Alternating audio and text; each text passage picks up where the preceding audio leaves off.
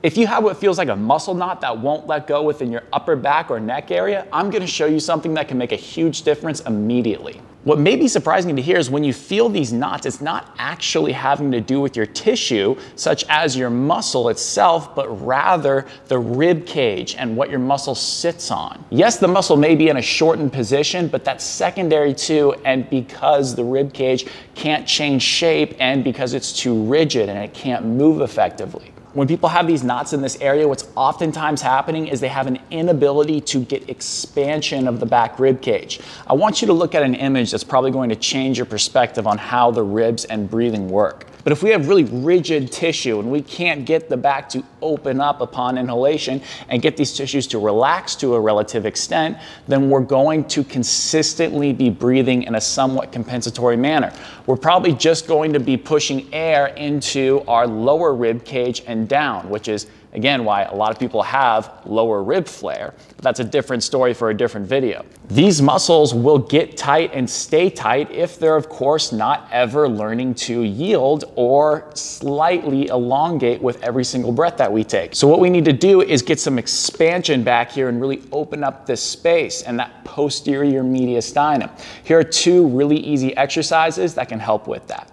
We're gonna get in this seated position, obviously, but we have a step underneath Trevor because that's what's allowing him to keep his whole foot flat, but still get around a 90-degree bend at both his knees and his hips. So if your chair allows you to do that, great, stick with it. But regardless, you need to be able to feel your sit bones on both sides throughout the duration of this exercise.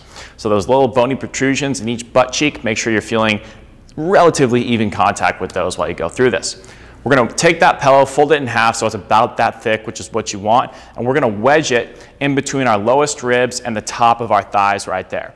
And now what we're gonna do is take our arms over them, and we're going to get in this position where we have a bent elbow, palms facing us, and now we're gonna reach and protract forward. So we are going to bend forward a little bit, and that's okay because the goal of this exercise is to open up our backs. So holding that position right there, keeping your whole foot flat on both sides, feeling your sit bones a bit, we're going to exhale through our mouth. Nice and soft and long. And at the end of that exhale, sighing it out, we're gonna feel a little bit of side abs engage. And you're gonna slightly maintain that. The pillow is there to help you do that. And then softly and silently inhale through your nose for about 5 seconds, 3 to 5 seconds, depending on how comfortable you can be. And then exhale again. Keep working through that for about 5 breaths. Some things to keep in mind here is that we want our head to be in a neutral position. So it shouldn't be shoved far forward or retreated back. We want it to be that we're looking somewhat in between our hands, straight ahead right there. And that will ensure we're in a pretty good neck position. And the other thing is that people, despite this being a flexion-based exercise, will want to sit up when they inhale. That's you trying to breathe into your belly and extend. So we're trying to get your back to relax. We're trying to open up your ribs in the back. So maintain that posture right there. It's actually a little bit better to be a little bit more slouched than extended. We can do other drills to open up your front ribs, but the purpose of this is to open up your back ribs. A couple of modifications if necessary. If that amount of flexion and rounding is uncomfortable for you for some reason, you can add a little step, whatever works for you, maybe some books, I don't know, find something in your house that works well, and then stack it underneath that pillow right there. And now you can still get a little bit of that protraction, feel your sit bones, do everything the same. For other people, they may not feel enough posterior expansion without getting a little bit more flexion added in. So what you could do there is simply just keep your elbows in the same place, but reach them further and push your ribs back more, go into more flexion.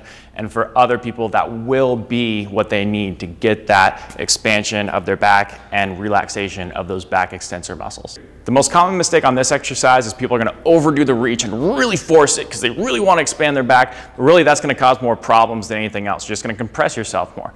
So 3 out of 10 intensity of a gentle, soft reach right there. And you can maintain that as you inhale. That's all you need to get the expansion we're looking for. If this is making sense to you, check out my beginner body restoration program. It's designed for pretty much anyone to be able to do it, and it addresses things from head to toe in a total body manner. So check it out down below in the description for more. What we're gonna do here is get a pillow.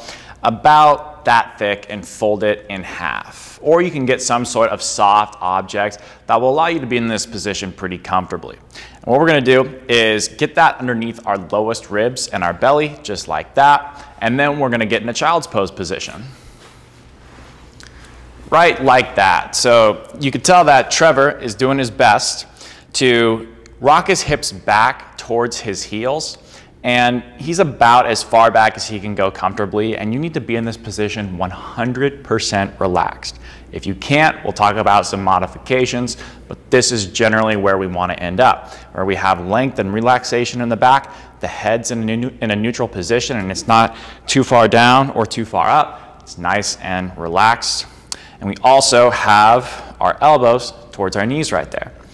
And we're gonna focus on feeling just a little bit of inner elbow contact. If that isn't possible or comfortable for you, what you could do is simply widen your elbows out a little bit and then sort of bring your hands together like that, and you can adjust it as necessary.